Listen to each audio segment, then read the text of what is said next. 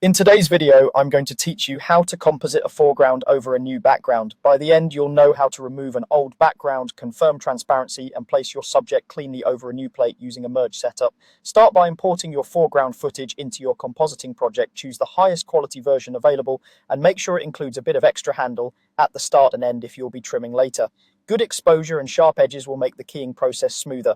Next, remove the old background using a keyer or a luma keyer. Use a standard keyer when the background is a uniform color, such as green or blue. Sample the screen color with the picker, then adjust tolerance and softness until your subject is isolated. If your shot relies on brightness differences rather than color, switch to a luma keyer and refine the luminance threshold to separate light subjects from dark backgrounds or vice versa. Keep an eye on fine details like hair and semi-transparent areas. Small incremental adjustments tend to preserve detail better than large jumps. Now check the alpha channel to confirm transparency. Toggle your viewer to the alpha display and look for solid white over your subject and clean black in the areas that should be fully transparent.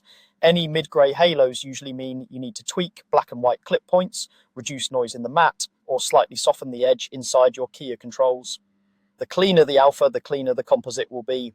Import your new background plate and verify its resolution and frame rate match your foreground or plan to scale accordingly.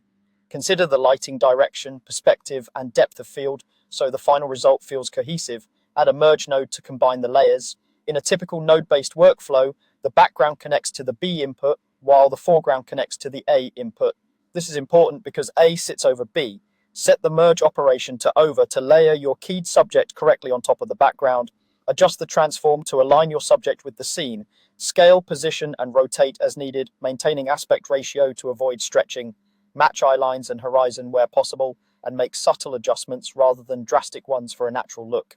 Finally, preview and refine edges. Zoom in and scrub through the timeline.